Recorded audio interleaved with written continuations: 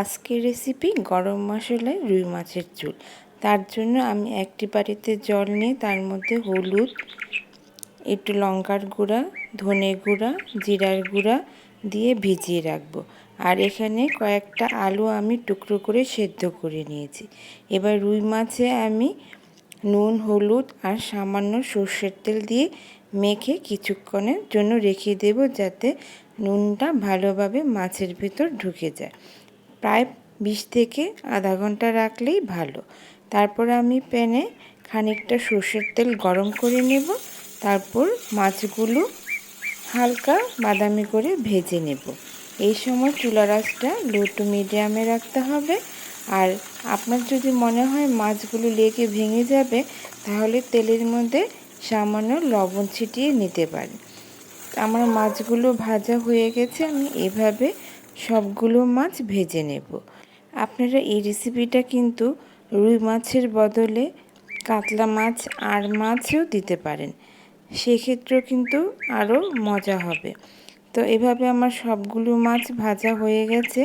তারপর যে আলুগুলো আমি সিদ্ধ করে রেখেছিলাম, সেগুলো নুন হলুদ দিয়ে হালকা বাদামি করে ভেজে নেব। আর এখানে আলুটা সেদ্ধ করে নিতে পারেন আগে, অথবা সরাসরি তেলে দিয়েও ভেজে নিতে পারেন। তারপর ওই তেলে আমি এবার একটা তেজপাতা আর সামান্য জিরা ফোড়ন দেব। একটু যখন ভাজা ভাজা হয়ে গন্ধ বেরোতে শুরু করবে, তখন আমি প্রথম যে মশলাটা গুলে রেখেছিলাম সেটা দিয়ে দেব। এখানে যদি আপনারা বাটা মশলা ব্যবহার করে, তাহলে গুলে রাখার প্রয়োজন নেই, সরাসরি চুলায় দিয়ে রান্না করতে পারে। তারপর আমি সামান্য একটু নুন দিয়ে ভালো করে মশলাটা কষিয়ে নিব। মশলা থেকে যখন তেল বেরোতে শুরু করবে, তখন আমি ভাজা আলুগুলো দিয়ে আরেকটু কষে নেব। যখন আলুগুলো একটু ভাজা ভাজা হয়ে আসবে মশলায়, তখন আমি সামান্য বাটি ধোয়া জল দিলাম। আপনারা এখানে আপনাদের প্রয়োজন মতো জল দেবেন, যেতটুকু আপনারা ঝোল চান।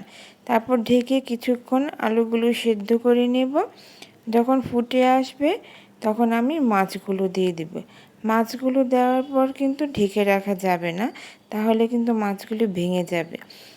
তাই প্রায় 6 থেকে 7 মিনিট আমি এভাবেই মাছগুলো ফুটিয়ে নিলাম। তারপর প্রয়োজন মতো লবণ আর নামানোর আগে গরম মশলা ছড়িয়ে দিলাম। তৈরি হয়ে গেছে আমার গরম মশলায় রুই মাছের ঝোল।